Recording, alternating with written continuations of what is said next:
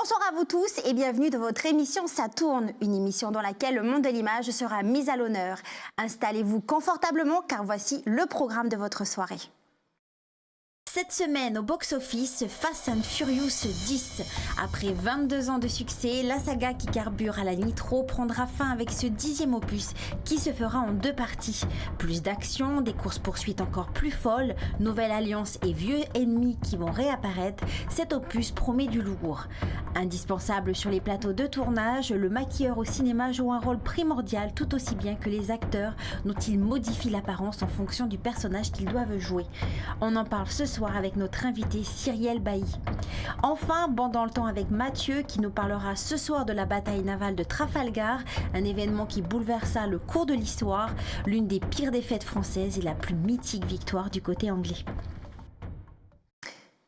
Un beau programme à découvrir ce soir dans votre émission. Alors, comme à l'accoutumée, je vous ai préparé une sélection de films à aller voir au cinéma. Je vous propose qu'on la découvre tout de suite dans votre chronique à l'affiche.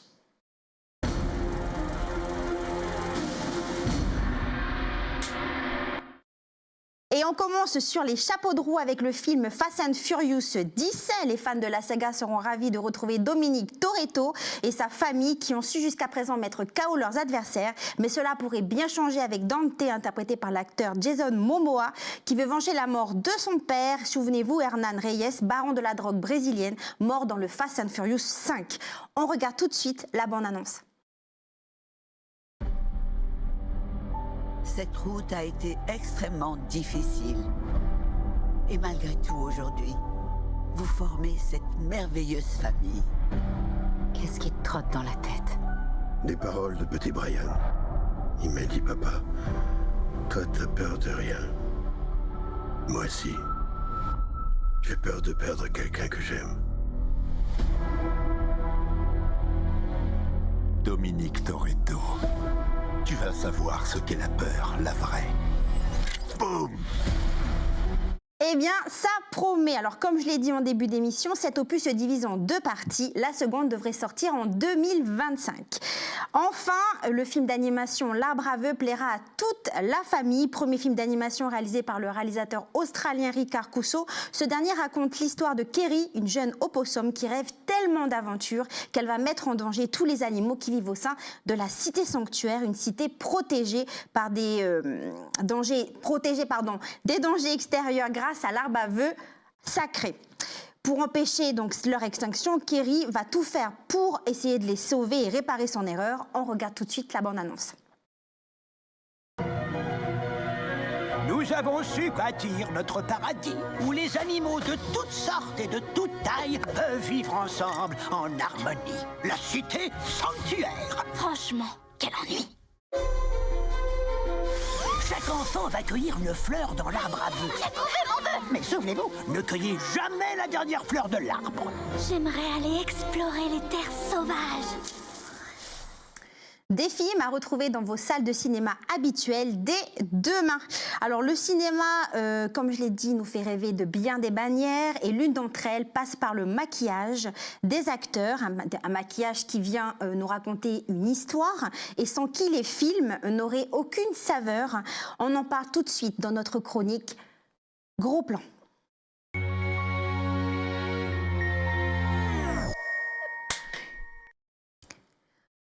Bonsoir Cyrielle. Bonsoir. Merci à toi d'être avec nous ce soir. Merci à vous. Alors tu es maquilleuse audiovisuelle depuis 20 ans. C'est ça. Alors c'est un honneur pour nous de te recevoir dans cette émission, d'autant plus que c'est un métier dit de l'ombre dans la production audiovisuelle et pourtant il permet à l'œuvre d'exister. Alors pour remettre en contexte ton travail, il était important de rappeler quelques chiffres. Alors il faut savoir que selon l'étude du Centre national du cinéma sur les coûts de production du film d'initiative française en 2022, sur 226 films agréés en production, le coût moyen d'un film est de 450 millions de francs pacifiques. Les principaux postes de coûts de production sont 30% pour le tournage, ce qui représente 135 millions de francs pacifiques, 10% pour la technique, et 60% pour les rémunérations qui représentent en moyenne 270 millions de francs pacifiques. Alors ici, ce sont les dépenses du personnel qui nous intéressent. Elles représentent donc 22% du coût global d'un film. Donc il faut savoir justement que le maquillage représente 3,6% des dépenses du personnel sur un film. Autrement dit, sur 226 films agréés, la dépense globale de maquillage a été de 740 millions de francs pacifiques. Donc on voit donc que c'est une véritable industrie dans l'industrie. Évidemment, les chiffres sont bien moins importants en Nouvelle-Calédonie, mais le rôle du maquillage, en tout cas, est primordial. Et c'est pour cela qu'on est ravis de te recevoir ce soir. Ben merci. Alors Cyrielle, dis-nous tout, qu'est-ce qui t'a donné envie d'exercer ce métier?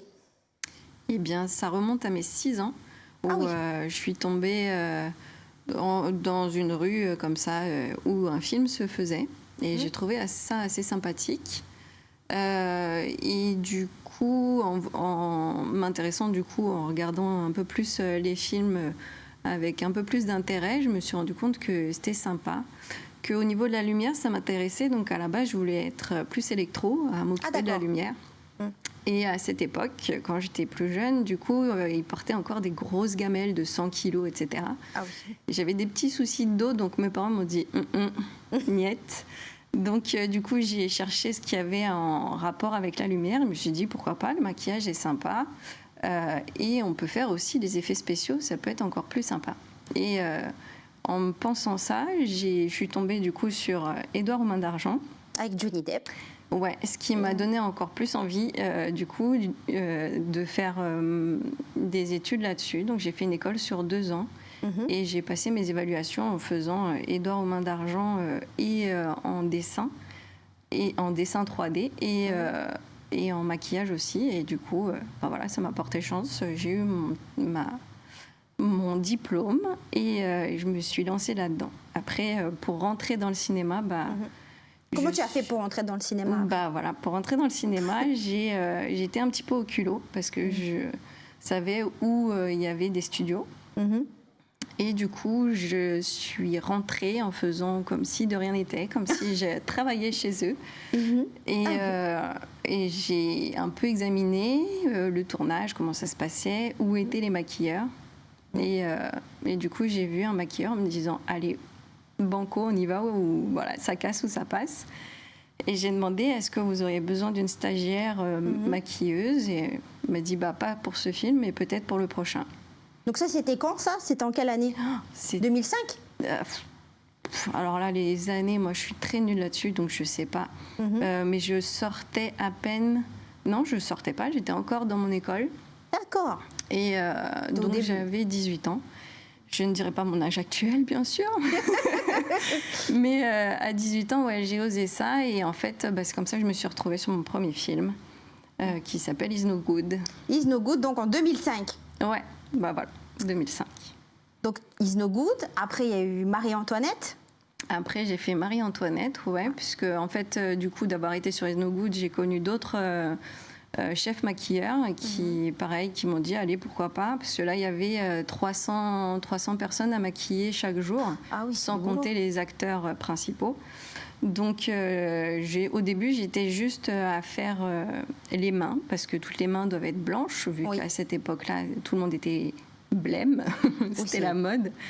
Et du coup, je faisais que les mains, et après, au fur et à mesure, on m'a donné un peu plus de responsabilités, ou à faire, du coup, les autres participants, tous les autres personnages qui étaient là. Donc, Is No Good, Marie-Antoinette... Après, il y a eu Mr Bean aussi. Ouais, j'ai eu cette chance-là de faire ce pareil en mode maquilleuse adjointe. C'est pas du tout moi qui était chef forcément. Et c'était très très agréable et de voir vraiment encore un autre niveau parce que là, tu as les équipes anglaises aussi qui viennent. Et du coup, de brasser équipe française et anglaise, c'était sympa. C'est quand même pas rien. Donc, Is No Good, Marie-Antoinette, Les vacances de Mr Bean, il y a eu les Minimoys aussi. Alors ça, c'était avant que j'arrive ici. Ma dernière année où pareil, on m'a pris. Alors là, j'étais pas pour faire les personnages principaux, mais pour faire les bogos. Donc c'est les grands personnages Maasai qui sont là. Et on a fait la 2 et la 3. Et je crois que c'est dans le 2, il se camoufle dans une maison. Et du coup, j'étais là pour camoufler ces personnes. Donc tous les jours, à 2h ou 3h du matin, on y allait. Et on les maquillait 4 heures. On était 2 sur une personne, puisqu'ils mesurent 2 mètres, ces petits gens. Donc du coup, on était 2 pour les maquiller. Et ça pendant 4h30. Ah oui, quand même, c'est... faut être patient, puis il faut être minutieux aussi, j'imagine. C'est ça. Bah, eux, ils dormaient, donc ils s'en fichaient. Mais nous, c'était bien. Du coup, on allait au plus vite parce que vu qu'il fallait les mettre en jaune et qu'ils sont noirs de base, du coup, il fallait faire une sous-couche blanche et ensuite faire la couche jaune. Bref, tout un art. Exactement. Mais c'est de l'art, le maquillage. C'est ça.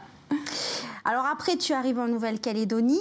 Donc là, il y a eu Winchester, il y a du plomb dans la mine d'Aline Da Silva. Ben, c'est grâce à elle que tout le monde m'a connue. En fait, après, c'est elle qui m'a donné la chance de faire mon premier court-métrage ici en Nouvelle-Calédonie. Et c'était que du bonus, quoi. J'ai aimé et j'ai adoré l'ambiance qu'il y avait, etc. Et je me suis dit, allez, bingo, je suis à ma place, je suis bien. Après, on a vu les images aussi de West Home Runaway. Ouais. De Benjamin de Los Santos. Ouais, beaucoup plus tard, mais pareil, et c'était vraiment sympa, parce que là, en plus, c'est les effets spéciaux. Oui, voilà, Winchester, c'était plus les gens de la mine, donc, et d'une certaine époque, donc pas forcément propres sur eux, etc. Donc, il fallait un peu cradosser, disons ça vulgairement, les mains, etc. Donc ça, c'était cool. Et au Some Runaway, où là, il fallait un peu plus d'effets spéciaux, du sang un peu partout, etc. C'était assez cool aussi. C'est varié quand même. Hein. Ouais, mais c'est pour ça que j'aime bien ce métier, c'est que voilà, il y a vraiment de tout, de l'époque, des effets spéciaux ou du contemporain, donc c'est vraiment cool. Et puis il y a eu aussi Rob Mission. Alors ça, Rob Mission, c'était... Enfin, Rob Mission en français. Hein. Oui, c'est vrai. On est français, on veut Rob Mission. J'ai du mal, moi. Du coup, là, c'était encore plus complexe parce que du coup, les acteurs ne pouvaient pas se déshabiller quand ils voulaient. Donc, on n'enlevait pas le casque dès qu'il y avait un raccord à faire ou quand ils transpiraient. C'était compliqué. Donc, c'était assez sympa. Mes bras s'en souviennent encore un petit peu puisqu'il faut que tu passes derrière et que tu essayes de les essuyer comme il faut. Et on t'aiguille, non, plus à droite, plus à gauche. C'était rigolo. C'était une bonne expérience aussi, parce que là, je suis passée un peu plus à choyer mes petits comédiens, etc. Et c'était sympa aussi, c'était agréable. Donc, voilà. Alors, au cinéma, on a bien compris... Enfin, au cinéma, le maquillage au cinéma, il y a différents types de maquillage.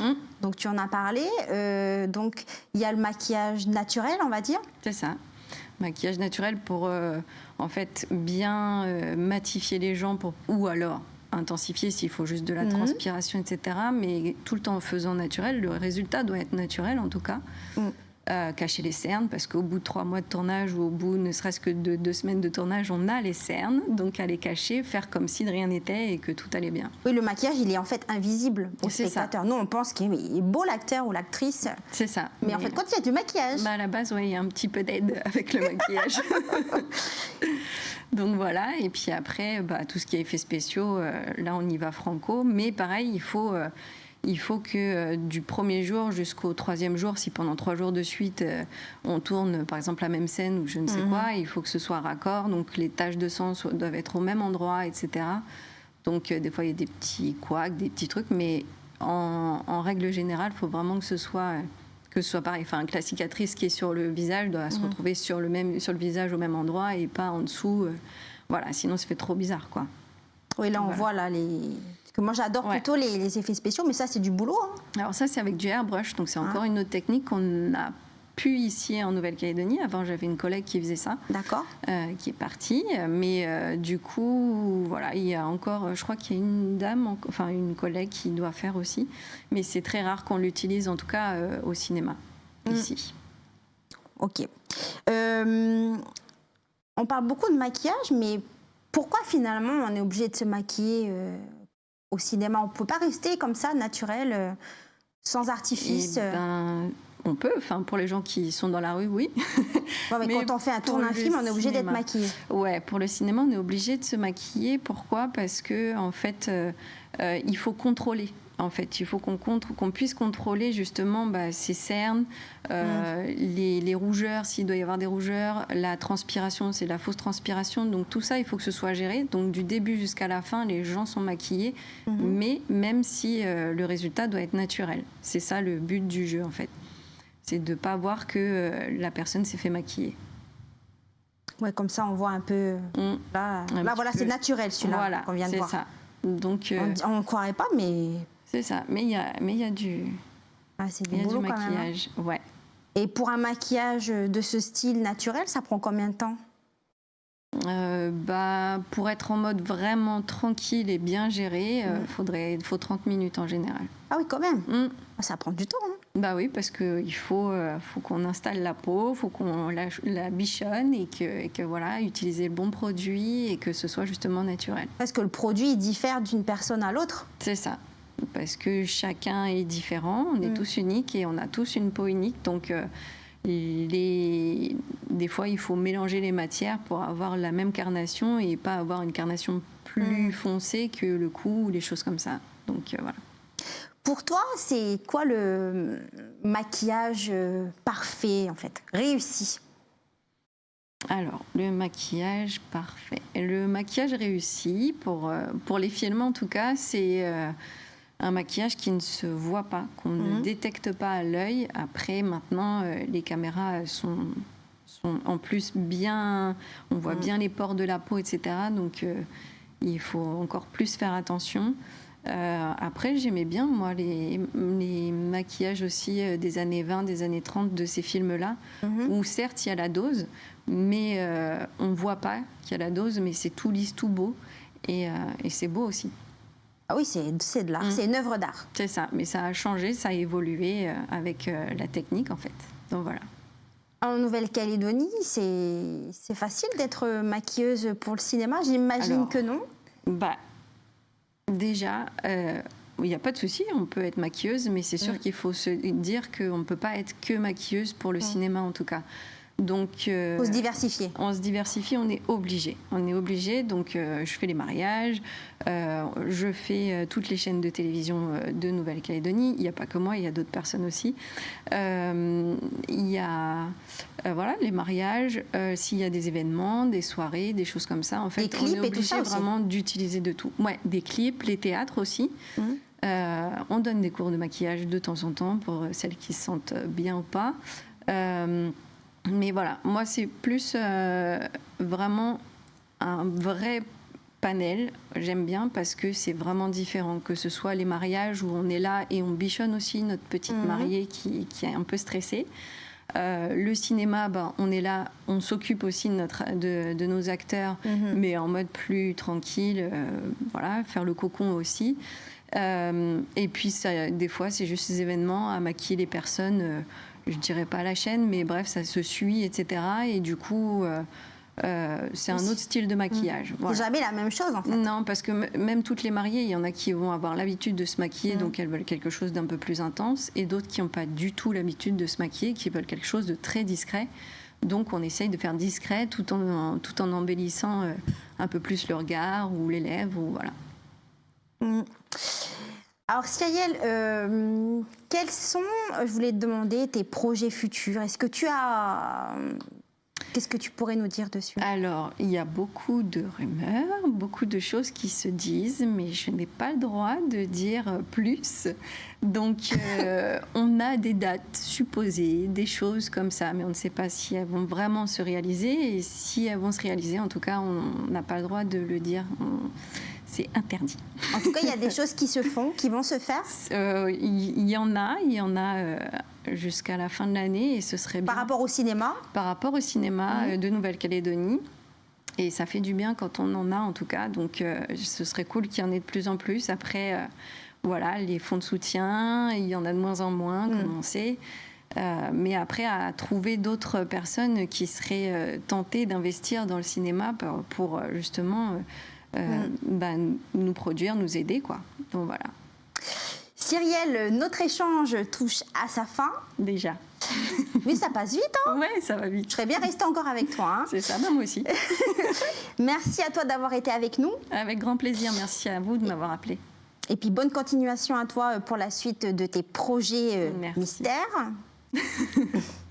Alors, le cinéma, je l'ai dit, nous fait rêver à travers les films documentaires. Il nous pousse très souvent dans nos retranchements.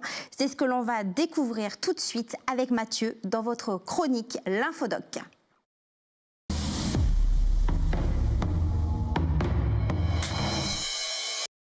Bonsoir Mathieu. Bonsoir Stéphanie et bonsoir chers téléspectateurs. Comment vas-tu? Écoute, ça va bien. Alors, de quoi vas-tu nous parler ce soir? Ce soir, nous allons vous parler d'un film documentaire, un docu-fiction de 52 minutes du réalisateur Fabrice Soulier qui s'appelle Trafalgar. Alors Trafalgar, qu'est-ce que c'est? Tu vas me dire, hein, c'est pas du Trafalgar. Trafalgar, c'est autre chose. C'est d'abord un endroit qui se trouve au Maroc, mais c'est aussi le nom d'une bataille, une bataille navale majeure opposant la flotte anglaise, la Royal Navy, dirigée par le vice-amiral Nelson, à la flotte française de Bonaparte, sous les ordres de l'amiral Villeneuve, qui s'est passé le 21 octobre 1805. Voilà, on voit les images ici de l'endroit où ça s'est passé. Donc, oui, comme je te le disais, Trafalgar, c'est le nom d'un endroit qui est situé sur le cap, au détroit de Gibraltar, donc dans le nord de l'Espagne, au large. Et donc, c'est au large de ces côtes espagnoles qu'a eu lieu cette fameuse bataille. Hein. Il faut dire qu'à l'époque, ça faisait déjà 100 ans que l'Angleterre et la France étaient en guerre. Assez impressionnant quand même, 100 ans, c'est pas rien. Alors que Napoléon mène ses troupes aux quatre coins de l'Europe, il ambitionne toujours d'envahir la Grande-Bretagne. Et à cette époque-là, Napoléon Bonaparte était un petit peu à l'apogée de son pouvoir. Il doit absolument prendre les dessus sur la flotte adverse, le contrôle des mers étant indispensable à un débarquement. On parle ici de suprématie maritime. Donc il veut traverser la Manche pour débarquer en Angleterre, pour envahir l'Angleterre. Et je vous propose qu'on regarde un extrait et on réagit juste après. Trafalgar, une longue histoire qui a commencé en Égypte en 1798 à Aboukir, lors de ma première rencontre avec l'amiral Nelson.